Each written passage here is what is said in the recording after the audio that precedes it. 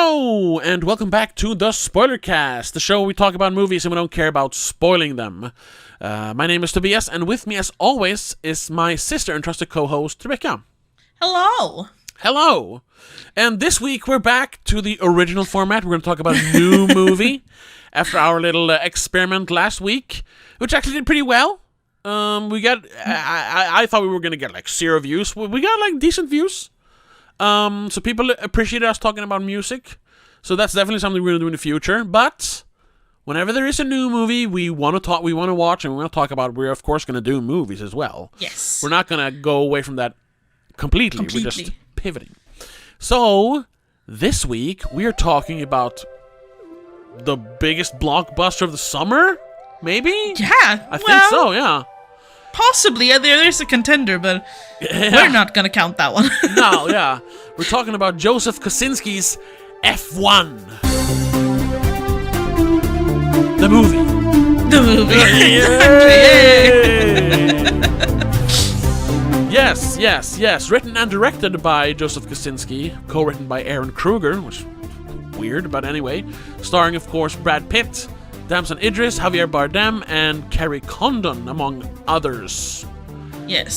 It's the story of the classic underdog sports movie story. A team that is they're about to lose. Not just they're always losing, but they're about to get pushed out of the league, so to speak. So they turn to the old has-been driver. That maybe he can bring some old school sensibilities into this new and hip team. And hilarity ensues. It sure does. It sure does. This is we already said it. Yeah, directed by Joseph Kosinski, mostly famous for, of course, Top Gun Maverick. But we first discovered him with, I think, his first movie actually. Tron Legacy. Remember that one? Yeah. We saw that in the theater. We saw it on premiere day. I think maybe even a sneaky day before. It was premiere because it premiered the day before my birthday, I'm pretty sure. Right. And that was my birthday gift to you that year. Yeah, exactly. Yeah, that was took you to the movies. That was his first movie that he directed. He did commercials before. Yeah, and then after that, of course, he made the, I think, underappreciated sci-fi movie Oblivion with Tom Cruise. Yes. I rewatched that not too long ago. Still amazing. Yeah. Still breathtaking. Yes. And really cementing, you see it in Tron as well, but we didn't really know him as a director then, but really cementing his style of directing and the look of his movies. Then he did some more commercials, and then in 2017 he did Only the Brave, which is the only movie of his I haven't seen. Same, actually. It's but I know which one it is. Yeah, it's the firefighter movie, the forest fire movie. With, and I think Miles I remember Teller, us. I think. Yeah, I think I remember us talking about going to see it, but it never really happened. I don't know if it ever premiered in Sweden. That's the thing. Maybe we wanted to see it, then it never showed up in Sweden. That's what happened. Yeah, no, for some reason I never saw it actually. Probably will go and watch it now though, or go back and watch it. Exactly. But then after that, of course, fucking Top Gun Maverick, one of the greatest blockbuster movies of all time. Yes. And in the same year, he did the Netflix movie Spiderhead, which was right. It was okay. It's okay. I'm blaming lack of budget. Yeah, that was definitely one of those in between movies. I just made the biggest movie of 2022. I'm prepping for my next movie probably already. Yeah, because we'll talk more about that later. But then Netflix want to give me a little bit of money to direct this movie. Sure, whatever. Why not? And then of course some interesting actors. Yeah, and now we have F1 the movie, which is yes. The only thing bad about the movie, spoilers for the rest of the conversation, is the title. It's awful. Yeah. It's kind of weird. F1 isn't enough of a title. Like F1, okay, it's Formula 1, that's it. Yeah. So they added the movie, and then it's like, oh, so it's based on the sport? What? Huh? But that aside, what did you think of F1 the movie? I thought it was fantastic. Great. Wonderful. Amazing. I am all of the good words. I was on the edge of my seat the entire movie.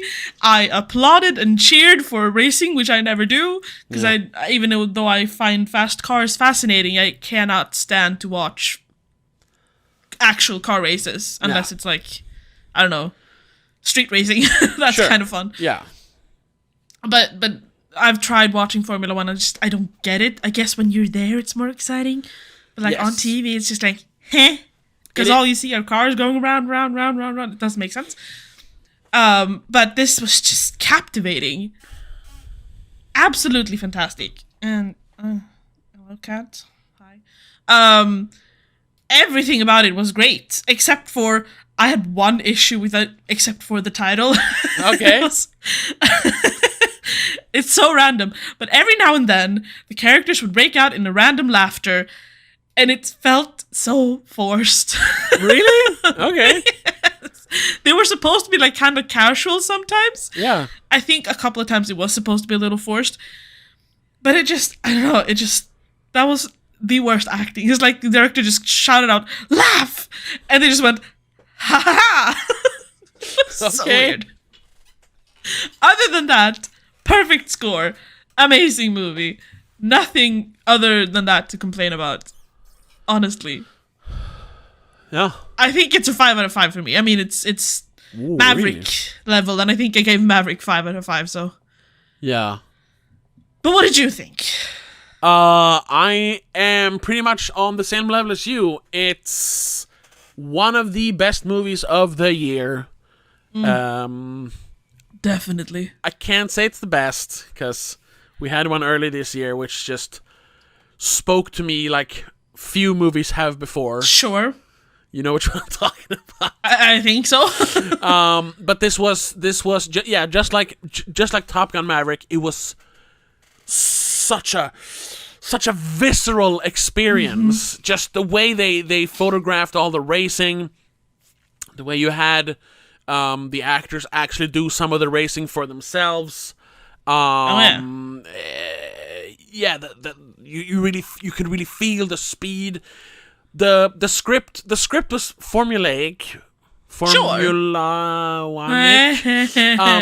But that's, this is not a movie that needs to like do something new.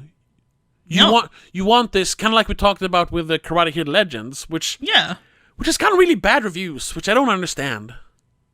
It's one of my top 10 movies so far this year. Well, I mean, I don't know about that, but Anyway, this just needed to be the classic sports movie. The underdog team that with the new blood injected into the team, they kind of gradually rise through the ranks, and then you have the big finale where they win. Yeah. It's sorry. Yeah, but it's what you want. It's what you want from a movie like this. I didn't need them to start mixturing with the formulas. I was just like, yes, give me, and now this, yes, and now, yes, that comes, yes. Every time I was like, yes, this is exactly what I want. It also felt very, very, old school blockbustery. Yes, like you had because we had that thing that you said we've been missing before.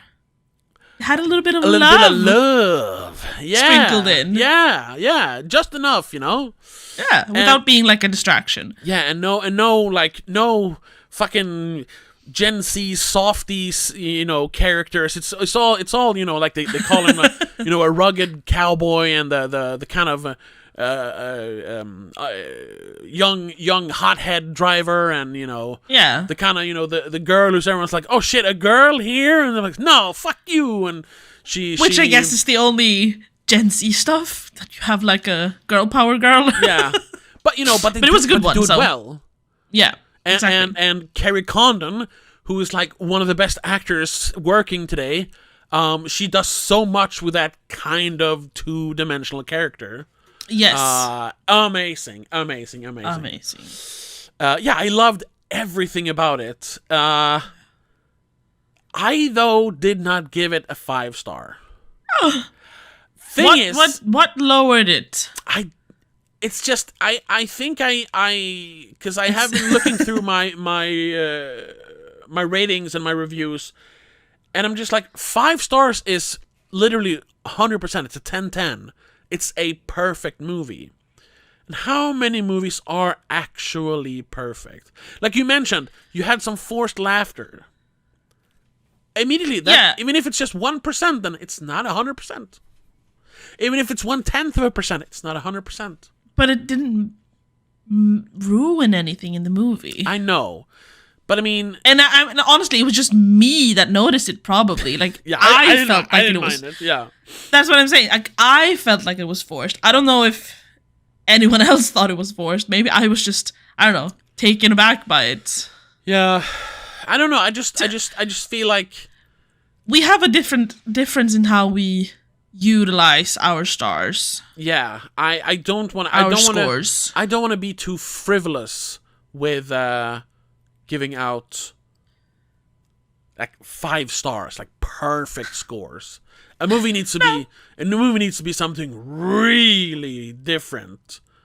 Like my favorite movie this year, Baby Girl. Like that was just beyond. But it's also because not only is it a very extremely well-made movie, well-written, wonderfully acted by everyone involved, at least the main characters, but it also hit me on a personal, like, what the fuck? So that's why that one gets a 5 star, you know.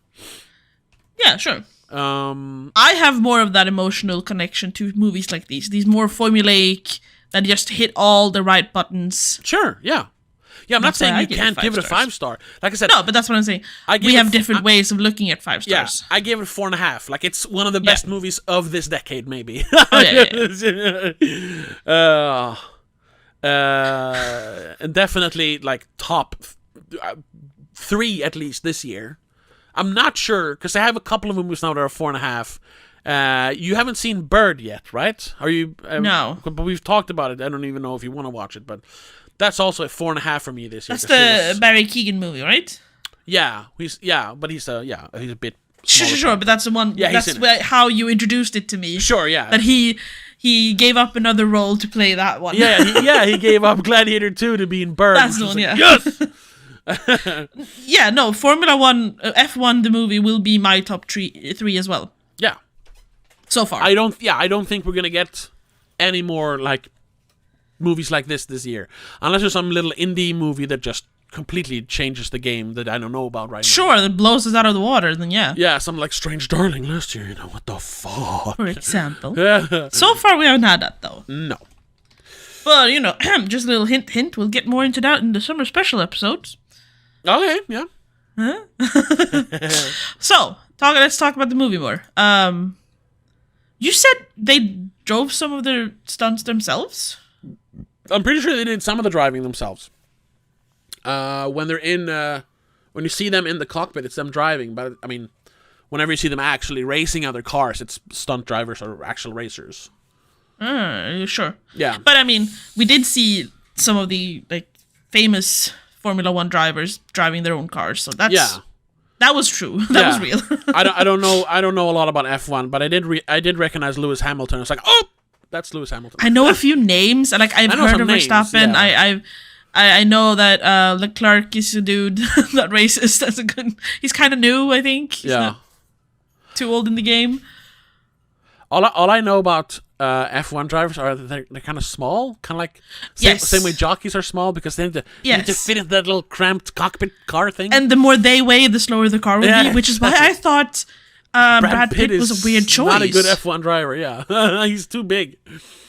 But he didn't look super big, like, compared to the other ones. So I guess it looked... Because we didn't, like, see him stand next to Lewis Hamilton, and Lewis Hamilton was, like, 2 heads shorter. Yeah. So it's also, fine. Like, he didn't look it's huge. A movie, so, no. Yeah. And also, it's a movie, yeah. No. It's the same way, like we said. But that's also something... We have slightly discussed it before. The whole thing with, like, oh my god, in Top Gun Maverick, like they're doing all their stunts themselves, and they're flying the planes themselves, and there's no CGI with the planes. It's all real. Turns out that was bullshit. They still photographed the planes, but they had like generic smaller jets that they then put CGI over to make it look like the super cool jets that they were supposed to fly. So like they were flying. They were flying. Just they were not flying those planes.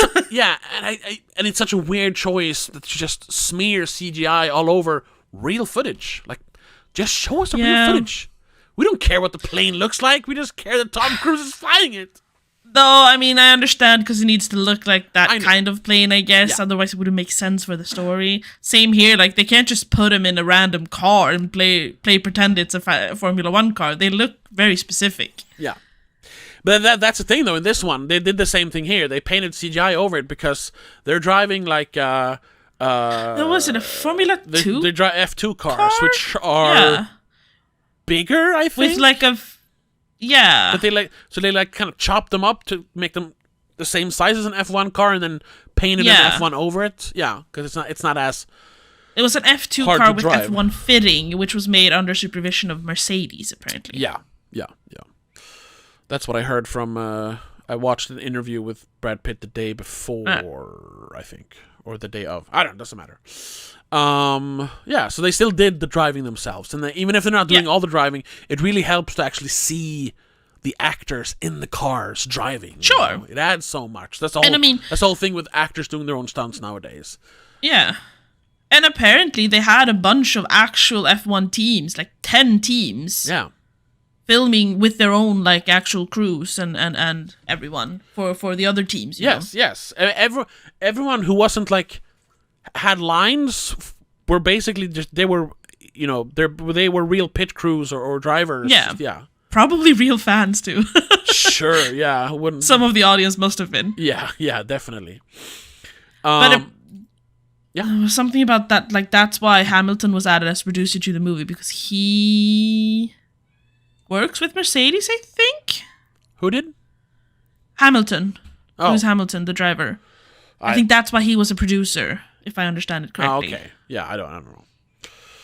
I just know that Brad Pitt mentioned that the fact that they had him actually in the movie, as working on the movie, helped a lot with like getting in the good graces of the other stables, the teams. No, I can see that. So this was already. I haven't looked it up, but I'm pretty sure this is an grotesquely expensive movie. Let's see if we can find it.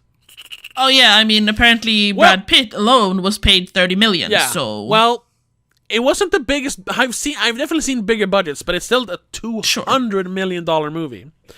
But I do understand why though. Definitely. Formula 1 is an expensive sport. Even if you're faking some of it, it's gotta be expensive. And here they actually flew to all I'm pretty sure they filmed a few a of lot them of at the least. the real tracks. Yeah, they filmed them in Silverstone. Hold on, we can actually see here filming locations. They were on the Hungaroring in Budapest. They were hold on. Yeah, they're the one in Japan, Suzuka Circuit. Oh yeah. Circuit Spa Francorchamps in Belgium. Autodromo in Mexico. Yeah, they filmed basically all the racetracks they filmed for real. So moving the crew like all over the world like 10 times. Jesus and Christ. their special car and stuff. yeah. So you know what? This is a movie that I'm fine with it being very expensive. Yes. But like comparing this to and I'm guessing it's all actually like $400 million with all the PR and stuff. But still, like, compare that to Star Wars The Force Awakens, which we did some calculations a few months ago, I think. That landed on like $512 million for that movie. What the fuck? Anyway. Where everything is filmed in a fucking set. Yeah. Yeah, this is also part of the whole old school thing. It's all, or like 90% of it's filmed for real and real locations, real sets.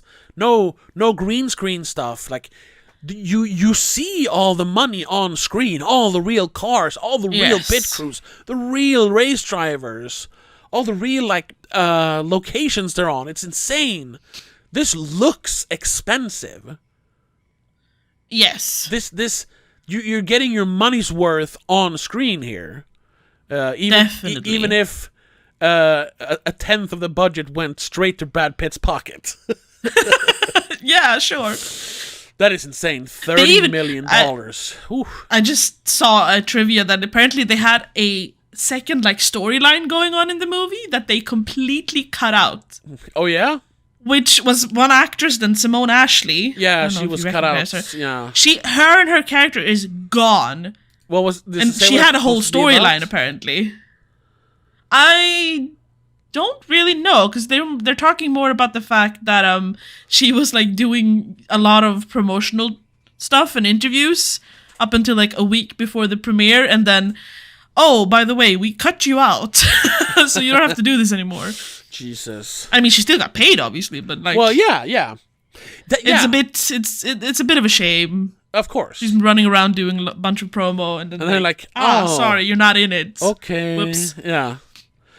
Yeah. That's such a weird thing. We've talked about that before. Like, so many people. So much money is spent on stuff we never see. They had over 5,000 hours of footage. Apparently. Yeah, and I'm sure they shot a lot of coverage. Like, we need film everything. Whenever like, we they can. probably filmed everything. full races and shit just to have, we can cut anything we want from this. Yeah, but you hear about, like, people who, like, I'm a professional screenwriter. It's like, I've sold 16 scripts. Oh, really? Any movie I would know? No. None of them were ever made. Oh. They just bought them and didn't make them? Yeah. Yeah. Okay. All right. Stuff like that. Or like, yeah, we had a professional actress. We paid her probably like several $100,000s. And like, well, she's not in the movie now. Okay. But I understand why, because this movie is already 2 hours and 30 minutes long. Yeah. So, like, adding another storyline to that would, like, add another 20 minutes or so? Yes, it would be too long. That would be way too long. Lucky, though, I have to say, this movie didn't feel 2 hours and 30 minutes long. No, not at all. Because it was perfectly paced. Yes. Perfectly structured. It didn't have any, like, proper downtime where you just went, ugh, is this movie gonna move on now? There's always, like, a point to everything. Yes, it never dragged. It was always moving forward. Even in the moments where it could have dragged, like when it's between races or like when they're training, they didn't do like a quick cut montage. They showed it every now and then instead, that they were like training all throughout. Yeah. And also... And I that worked. That really worked. Oh, yeah, it worked. It was perfectly paced. Yeah. But it's also... something you can expect when it's a Joseph Kosinski movie. He is very meticulous with how every movement of the camera, all the editing, the music, everything is just fucking laser surgical precision, you know. Yeah, I mean, those 5,000 hours had, like, it took almost 2 years to edit, so... Yeah, it makes sense. I mean, also because of the strike, of course, but... Yeah. So that means still, like... This is probably shot in 2023. That's insane. And it must have started then, yeah. Yeah, and I know... Yeah, because they recorded things at the 2023 and 2024 races. See, the seasons, yeah. During Grand Prix weekends in 2023 and 2024. And then I know, based on the interview I saw with Brad Pitt, which was like... he was on a podcast. We talked about that also briefly. Like, he seems like... Because nowadays, yes, like big celebrities go on like lowly podcasts, you know. You have fucking Trump do the Nelk Boys podcast, but then there is this other class of celebrity, like this upper like grandfathered in level of stardom that just does not do that. They're like, I'm not on the internet. Like, I go on TV kind of still. Yeah, and Brad Pitt feels like that, like. He wouldn't do hot ones, you know what I mean? Yeah, but no, I think I've seen him do, like... The only thing that comes close to... I know he was on... Is it called Property Brothers? The two twins that, like, remodel and sell... Yeah. Yeah, that's Property Brothers. He was on He was on that? Yes. What the fuck? It was kind of funny, because... And it's a similar story with why he was on this podcast I watched. He had not on TV because he's too big for he had used them though because they're real realtors, real house fixer uppers. I know. He had used them to fix up his house at some point a few years ago. Off not on TV. But now he wanted to help his his like live-in assistant to like fix up, because she basically lives in his, garage. Although it's his garage, so it's like a mansion. But still, So it's a very nice big one. Very nice garage, yeah. So he's like, but I want to turn it into an actual house. So they fix it up, and then it's like, oh, can we do it on the show? Like, and he was like, yeah, sure. Can we film it, yeah. please? So he's actually in the show a little bit. I was like, Oh, cool. yeah. And then this podcast he was on, it was Dax Shepard, the actor. Right. It's called Armchair Expert, I think. Not a fan, but I saw Brad Pitt and I was like, ooh. And it turns out that they were in AA together many, many years ago. So they're friends. I mean, it's also like Dax Shepard, friend with Brad Pitt. Come on. Haven't they acted in something together though? Maybe. But they're I have more this weird feeling but they they're have, more but I'm not friends, sure. like off screen, so to speak. So that's Sure. why he. It is Armchair Expert, by the way. Yeah, exactly. But anyway, so there they had like an hour discussion mostly about F1 the movie, but other things as well. So I got a lot of information from that, because Brad Pitt was not just acting in the movie. Plan B, his production company, was involved in producing it as well. Right. So he was involved in pre-production as well. And I mean, as the star, you always have some input on like the script and stuff like that. But he was more actually involved in. He doesn't have writing credit, but he was involved in helping to form the script, so to speak. So he was involved. He said they had like 2 years of pre-production as well. So they started like during the pandemic, starting to make this movie basically. Yeah. Sorry, I had to like look up if Brad Pitt does do any movie or online interviews and stuff, and he has done a few things. Of course, there's going to be like he's been on MTV News, which I don't know if that's But when was that? counts as TV anymore. 5 years ago. Oh, okay. He did do Lad Bible Entertainment for Formula One, or for F1. Right. Well, yeah, that might be And also, BuzzFeed Celebs. that is also now a thing, because when was he last in a big movie? When was he last in a movie? Because it feels like we said, because he's like a legacy star at this point. Like, he doesn't do that many movies nowadays. I don't know. Let's check. Yeah, It can't be too long ago. No, well, he did Wolves, but that was a smaller movie. And then he's credited in If, the Imaginary Friends movie, but he's not in it. It says credit only. His last big movie was Babylon, and that's 3 years ago. Yeah. So, But then he also had 3 movies that year. yeah, so that's why he took a break, I suppose. Yeah. And then before And that, then he had, before that, 2019. at Astra, yeah. And Once Upon a Time in Hollywood. And then Deadpool, although that doesn't count. Yeah. His face is in it for a second, so. Exactly. War Machine 2017. Anyway, Like, he does keep a few years between his movies, usually. Yeah. But he... obviously, since he gets paid that amount of money, he doesn't have to work that much anymore.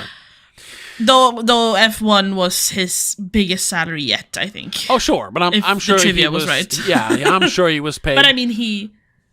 tens, if not 20s of millions before this as well. Yes, exactly. But I was gonna say, so maybe now then, TV is kind of out, so of course he's gonna start doing more stuff online. Yeah, because like, what TV shows do we know that are still going on in anywhere? I mean, I think I know Good Morning America is still a thing.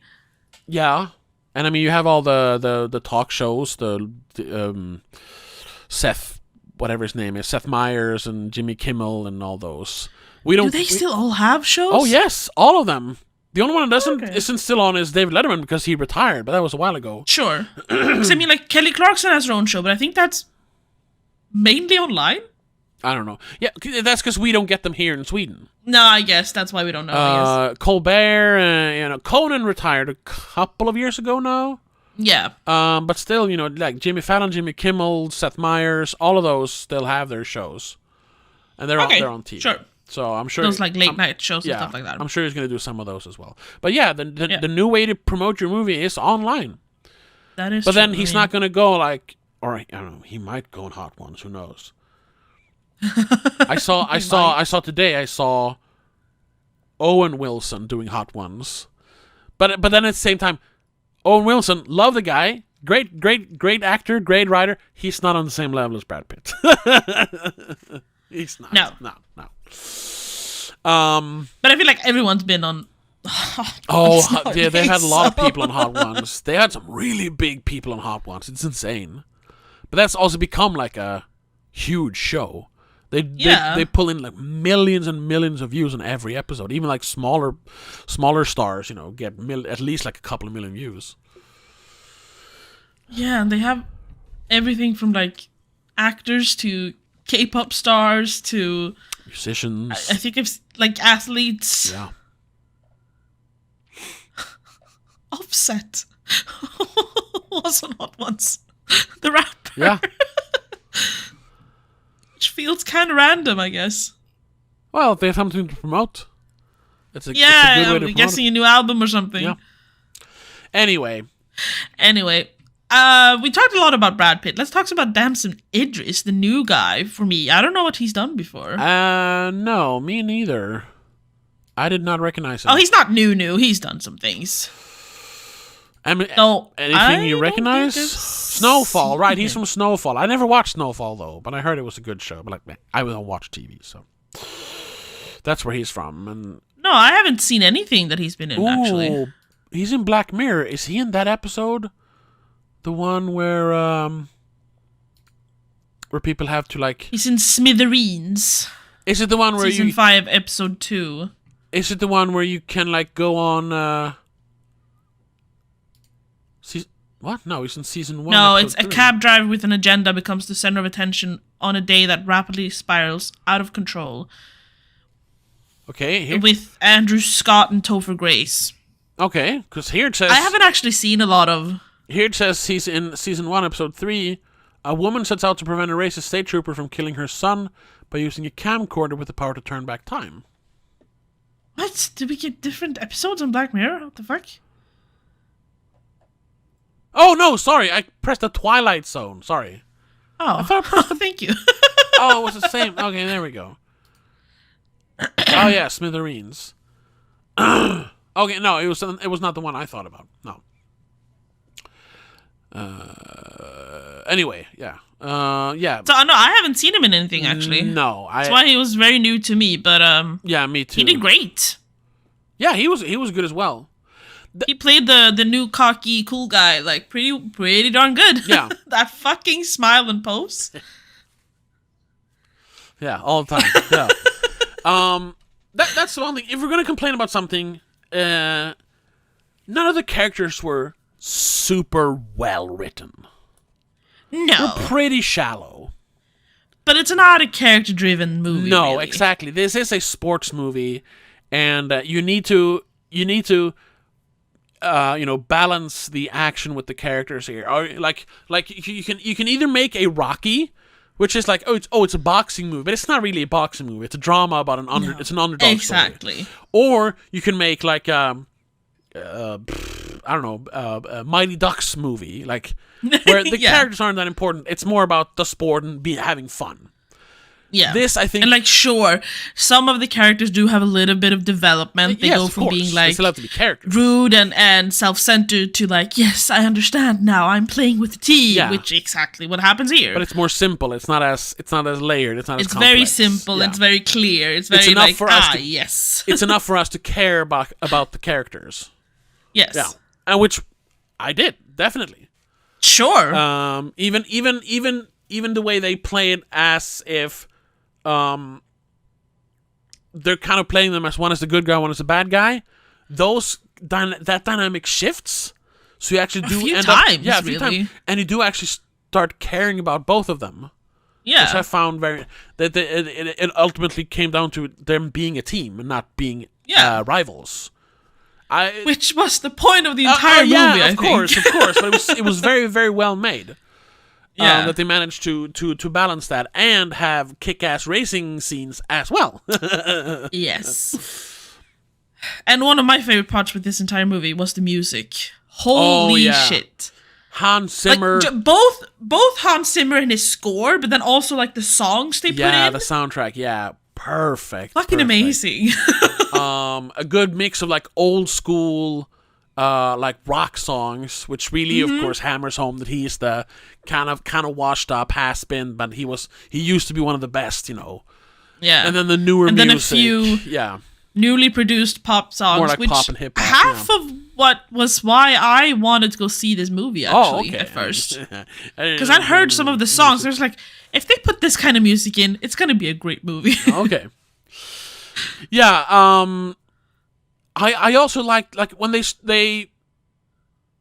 I think it's the first proper F1 race they're gonna do, with Brad Pitt's character Sonny Hayes. Yeah, they play "We Will Rock You" with Queen by Queen. Yes, and I'm just like, at first I was like, yeah, cool, that's a great song. Of course, it's one of the great like rock anthems of all time. Yes. Perfect for a scene like this. But then we're thinking like, but this is 2025. Like, I get that they're actually, I mean, this is more of a dad movie, obviously, since they have like an old school movie star in it as well. But they still want to bring in some new, younger audiences as well. And like, what Gen Z or Gen Alpha knows about Queen anymore? They do to some extent, of course, some extent. Sure, like there's the retro people, there's gonna be a lot of people hipsters. Who's like, what is this? What is this? And then I was like, but at the same time, is there any like a song, like especially rock song from the 2010s and forward that has the same fucking feeling as that one? No. And also the part they used, which was basically just the intro, right? Boom boom. Yeah. And then a little bit of the first verse and chorus, and of course, sure, and then they fade out on the solo.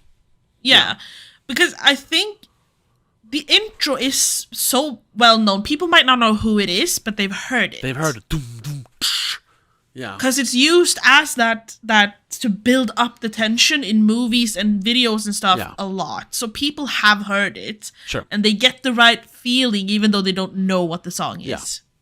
Yeah. No, but and it did work. Fantastic. Yes. It hit every mark right there. The same thing when they use like AC/DC. I'm like, this music is fucking like close to 60 years old. What are you doing? Yeah, but then they had Rosé from Blackpink. Yeah, sure. Pink. They had Tate McRae. They had Ed Sheeran. And all the songs fit. Yes. Like even if I didn't recognize them, like, oh yeah, this song makes sense here. Yeah. So the newer ones were written for the movie, though. Oh, okay. Most of them. Cool. I'm not sure about the Tate McRae song, but Ed Sheeran and Rosé, they both had their songs or wrote their songs for the movie, as far as I know. Cool. Which I have to say, Rosé's song is fantastic as it is, but they transitioned it into like a club remix. Oh, which scene? And I want that remix. Which scene is that? It's when spoilers, Sonny Hayes and Kate McKenna get it together a little bit, and Joshua Pierce go off to club with his manager. So it transitions from those two having into the club scene. Okay. Into the club scene where the same song then is, remixed. Yeah. That remix, we heard like 15 seconds. Fantastic. By the way, I want it. I can't find it, but it's fantastic. Yeah, we're almost 40 minutes in.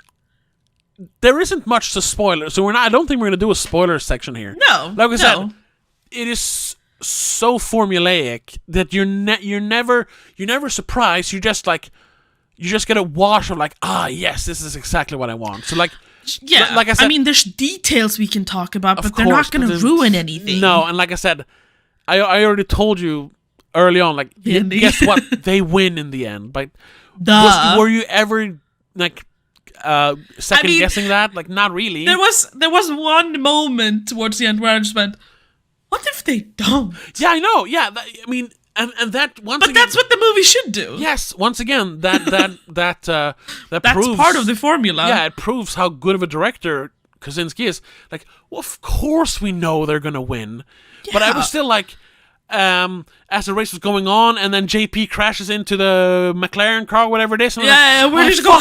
And Sonny has to take over. It's like shit. And I was literally like leaning in, and then he goes in, and then he starts.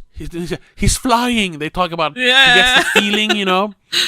And I was just like, yes, lean in, and then he passes the goal line. It was like Finish line. I mean, there were multiple moments where both you and I started cheering when they like passed someone or like they finished the race or something. Yeah. We just went, yes, yes. like actual idiots at a race. I clapped, I cheered, I nudged you, I elbowed you. Yeah. It was amazing. It was amazing. Yes.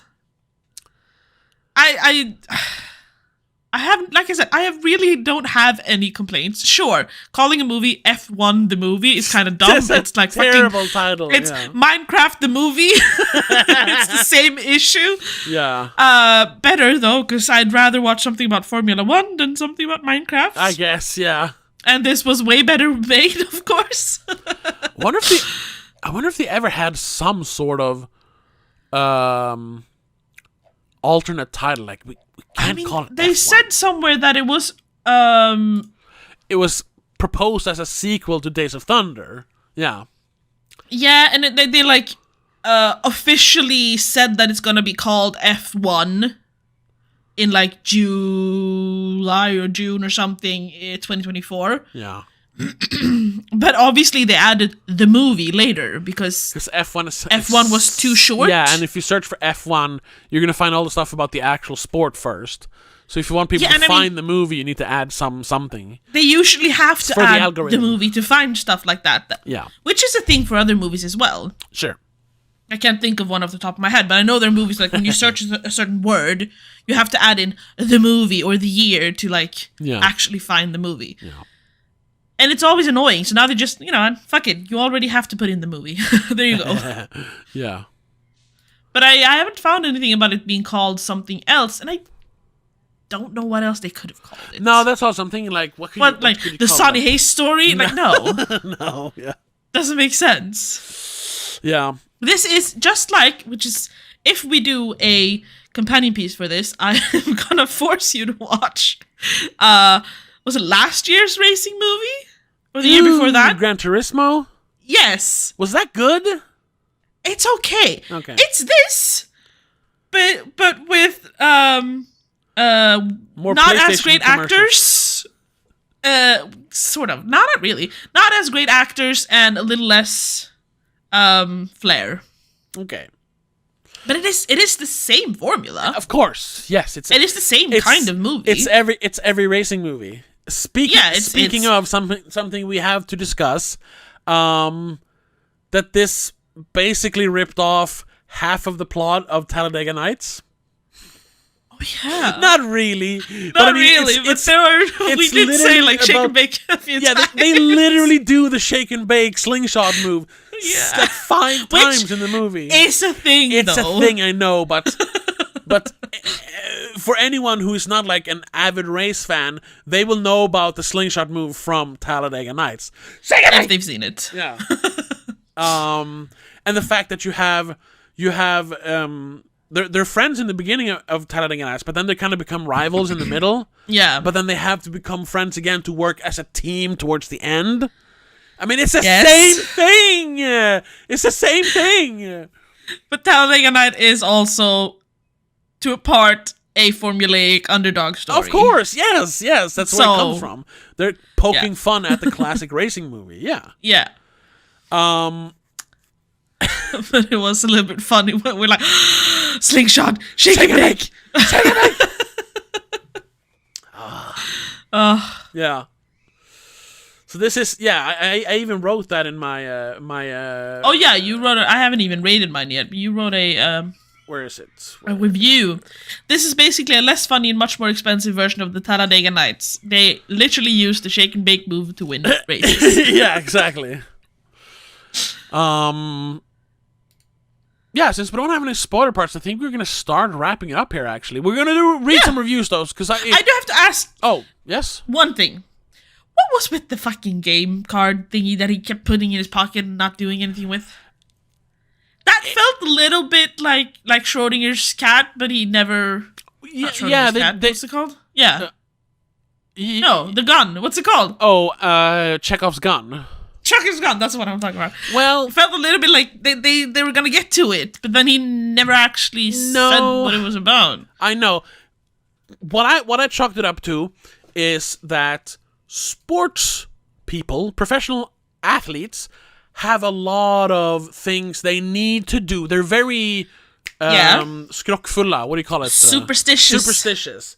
There's things they have all these rituals that if they don't do it, they're not gonna win. They're not gonna. Yeah, do like well. he had mismatching socks. Yeah, and he had his little ritual before. Yeah, he had to throw the cards, then cut them and put the top card into his pocket.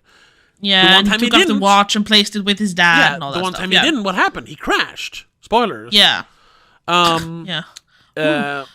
So I think it was just that. Maybe that was something they slightly explained, because he did have the 7 of spades on his coverall jacket, whatever, racing clothes. His overall. Yeah.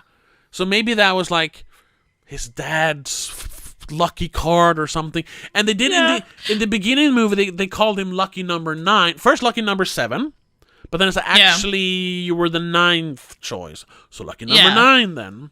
And he did have a gambling issue before that. They did play cards at one point. Yeah, like they're baking it in there, they're putting it all in there. I know, but like the whole, they even Joshua even asks him at one point, like, so what's with the cards? And he's like and walks off. Because it's personal. But you think in a movie, though, they should have explained it, yes. Because they show it in detail so many times. Yeah, but I think it's just, it's just something he needs to do to be sure. I guess.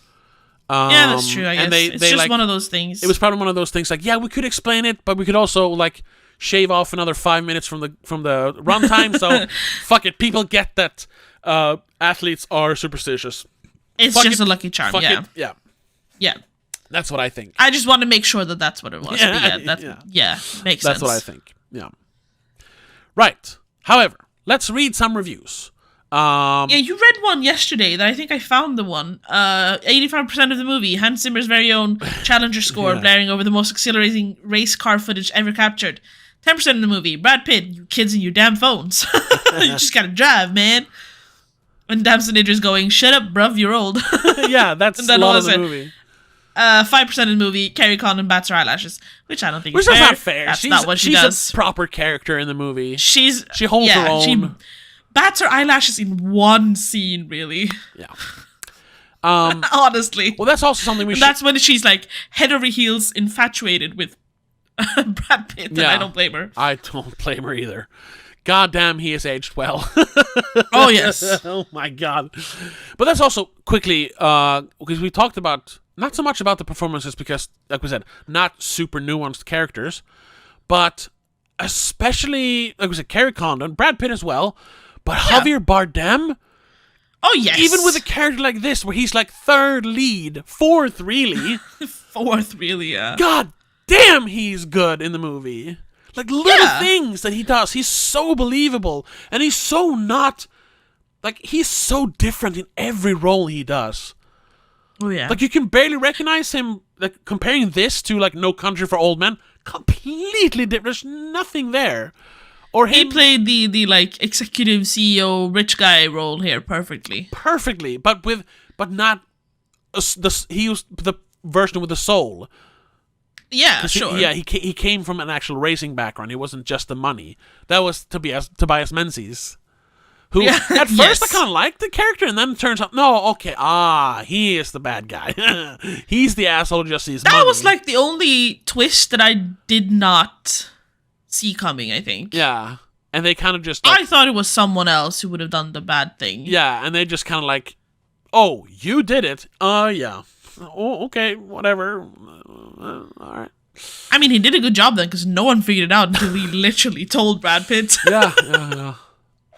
But on the professional side, It has a... Oh, it actually lowered. Yesterday it had a 70, now it's 68. Still pretty good, though. What? Let's see. Does it have any 10 out of 10? It does. Yes, it has one 10 out of 10. Original Sin, Kim Hughes writes, digressive, sure, but hot damn, the film is fun. It's 155-minute running time, as slick as a track at Monza in a rainstorm, and just in time for summer. Then the next one is the Globe and Mail, Toronto. Barry Hertz writes, and he gave it 91. Nothing is exactly new in F1, yet at the same time it is all immensely, rewardingly renewable. A true blue box of recycled cinematic trash, compacted into something irresistibly bright and shiny. Yeah, definitely. New York Post giving it an 88. Johnny Oleksinski writes, is F1 too long? Absolutely. But not once did I say, are we there yet? But then... No, exactly. Then is it actually too long? If the movie doesn't make you feel bored, does it matter how long it is? No. No, we complain a lot about movies being too long, but that's only when the movie feels long. Well, it feels when long. you exactly. sit, when at one or more points in the movie you go, why are we here? Yeah. Or what are we doing here? Perfect example. Why are we not moving past this already? Perfect example of that. You have The Wolf of Wall Street. That's a 3-hour movie. 258, whatever. 3-hour movie. And you never feel like, skip this part. It's too, like, it's drag. Like, never, you never go, I'm going to just fast forward. Yeah, no, never. you just watch it. Yeah. Screen Rant gave it 8 out of 10. It might be Formula One promotional movie at its core, but at least it's a damn good film. Yeah, and there's lots of 8s. So what is it that dragged it down to a 68? Because there's more 75s than 70s, sure. Does it have any bad reviews? No. The lowest it has are a couple of 4 out of 10s. Jesus. It's a 7.9 on ratings. User ratings on IMDb. User ratings. Yeah, that's where I would put it somewhere, yeah. It's a 3.8 on Letterboxd. It's pretty high for Letterboxd. Actually. I feel like it could be a little higher. not a lot of movies cross that 4 line, actually. Because That's true. Because there's going to be lots of 1s and 10s on every movie. Yeah. But I'll here, The Times, Kevin Mayer wrote, there's an unashamedly enthusiastic, quote-unquote, I don't know what I mean, cross-promotional quality to the film, like a 2.5-hour Formula One commercial that never quite gels with its hoary central story. I never felt like it was a commercial for F1. There was a lot of like brands, like yes, a lot of Heineken 0.0 beer being drunk. A lot of Rolex being shown because they're all sponsors for F1 though. Exactly, normally, so it just makes sense to have them in the movie. And then mentioning Red Bull and Ferrari, because they're actual stables driving the cars. To not put them in the movie would just make it feel less realistic. I'm not entirely sure they paid anything to be in the movie. I don't think so. Yeah. Here you go. We're gonna use your brand. Yes. Free commercial for you. Good, I guess. Yeah. This one reads with The Independent. Clarice Lowry writes, I also gave it 4 out of 10. While director Joseph Kosinski and cinematographer Claudio Miranda. Can you look Claudio Miranda up? Because I recognize the name. Claudio Miranda. And obviously did a great job here. But what other movies has he done? While Kosinski and Miranda can certainly shoot cars as well as they can planes, it's all plumes of smoke from the tires and the bone-rattling rumble of starting engines. F1 represents the spiritually bone-dry, abrasive inverse to all of Maverick's giddy pleasures. I disagree. This is... Claudio Miranda, cinematographer, Top Gun Maverick, Life of Pi, Curious Case of Benjamin Button, Oblivion.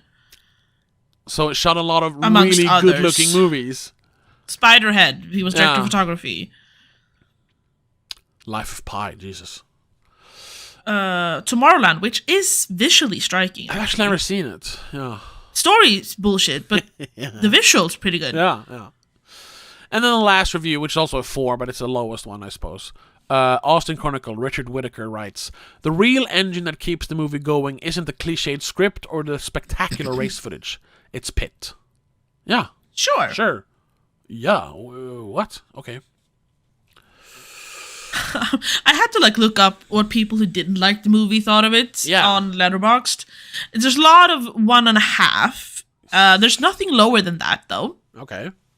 Good. But basically, they're all just going like, yeah, I'm not interested in Formula One, more or less. Yeah, and Which is like, sure, fine, but then you're not should be gonna- able to see past it. honestly, yes. I think even if you just have like a passing interest in cars, or even just not into cars, but you like good action, good entertainment, you will Yeah. appreciate it, definitely. But I can see Someone just wrote Sinnel. Sinnel. That's not a review. But if you also like car like we're not really into car sports, but we're into car movies, then you're gonna Yeah, appreciate it I mean- more. Fast cars are fascinating. Yes, yes. They go vroom vroom. They go fast. That's cool. Yes. Yeah, Then that's you're gonna, exciting. Then you're gonna appreciate it more. So I can see people not liking it, but 1.5, like it feels like. See, here's one that objectively, it's actually better than wrote. that. Here's someone who actually wrote a review. Okay. They gave it a 1.5. Yeah. And they wrote, I knew the vibes were off when the Bruckheimer logo wasn't in 4DX. I don't know what you mean by that. Brad Pitt absolutely sauceless in this. What? And it doesn't help that a good chunk of each race has as much focus on his emotionless, behelmeted face as it does on the going fast and the brands. Uh-huh. This movie wants to have its cake and eat it with the corporate espionage, middle ground take on wealth, and making the bad guy just a little more rich. The structure here is very off. Oh. That being the de facto call to action right before the title card sucked shit. What? I turned the water feature on for the 4DX just to feel anything from this movie.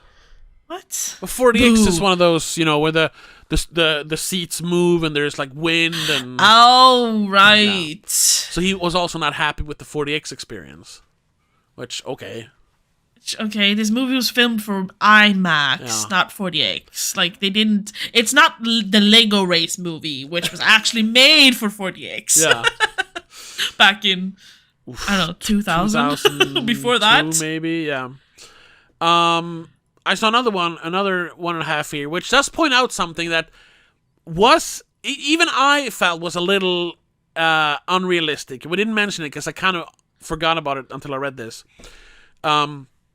Sonny, 1.5 star. Sonny Hayes would have gotten 50 race bans and 500 penalty points if he fucked with the FIA in real life, and they would invent 100 new rules because of him. Yeah, because Sure. the ways he managed to get them some points by pushing, JP further up into the Yeah. point, like Slowing down the first one by that's- being last. even if they bend the rules for the movie where no, he's not technically breaking any rules, they would immediately start rewriting the rules because you can't do that. No, they would have you're banned, you're Yeah, off, you we can't cannot do set that. foot in another race. Sure. Yeah, because he keeps. But it is also a movie. It is a movie, I know, and he's injecting that kind of that renegade spirit. He's more of he's a NASCAR skirting the driver. line of He's what's actually... Yeah, he's a barista car driver. He's not an F1 driver. Which is also why I've never... I mean, like I said, I like motorsports. I've been to things. Sure. I like Speedway and stuff like that, with the motorcycles going round and round and round. Yeah, I've seen that too. I've been to that as Yeah. well. I've never been into F1 because it feels... Yes, they drive super fast and, the skill of driving is amazing. But it feels kind of buttoned up. Yeah, it's very, very strict. Yeah, and it's kind of like the golfing of motorsports. It's a bunch of rich people. It's fancy equipment. yeah. That's about it. my middle class, hatred is bubbling up whenever I see it's fuck you and your $1 billion hobby. What the fuck? Shut up. See, the only interaction I have with Formula One is seeing influencers dressing up to go see Formula One. Yeah. And they dress up in the most expensive things. They get to stand with the pit crew. They get to represent a brand or something. So they get sent a Mercedes bomber to wear Yeah. when they go to Italy to watch the cars. But you see the cars pass by 20 times for a second. Yeah. That's about it. That's all you see. Otherwise you watch a screen because you can't see the tracks are kind of long, and you only see him on that one straight. Yeah. But then, So, however, this one, I just have to point out, 1.5 star again. AI generated F1 propaganda. That's bullshit. That's bullshit. That's not fair. No, yeah. You can't say that. No. And also, like I said, I do appreciate the skill. It's just everything around F1 is kind of. I prefer like rally. Sure. When they're driving out in the countryside and they're jumping and stuff, and that's more fun. I think that's more fun. Did we ever go and see monster trucks?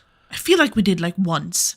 I don't think we went and saw a real monster truck show, but we've seen a monster truck perform. Yes, at something. I don't remember what it was. Right? But it wasn't. It wasn't Luben or something. Yeah, it wasn't Monster Jam. It was something else. No, but it was some kind of monster truck thing. Yes. That's cool.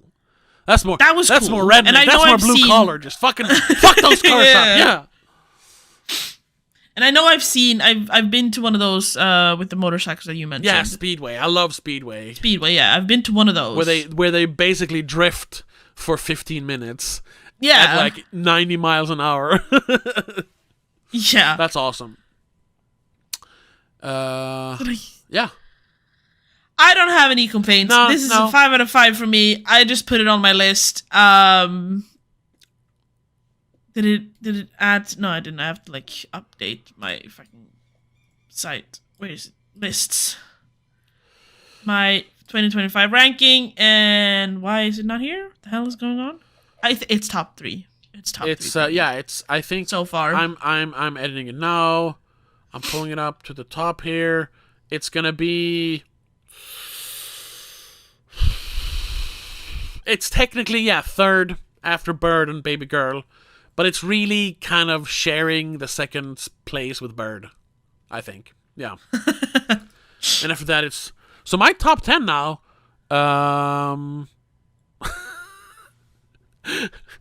My top 10 is kind of weird. So yeah, Baby Girl, Bird, F1, the movie, and then number 4 is Warfare. Number 5 is Presence. Number 6 is Sing Sing, which technically is a 2023 movie, but we didn't get it until now. Number 7 is Ballerina. Number 8 is Snow White. Which I need to rewatch that.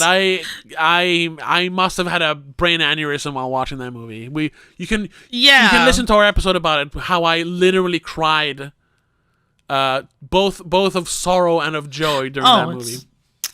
And then number 9 is Nonas, which we briefly discussed yesterday amongst ourselves.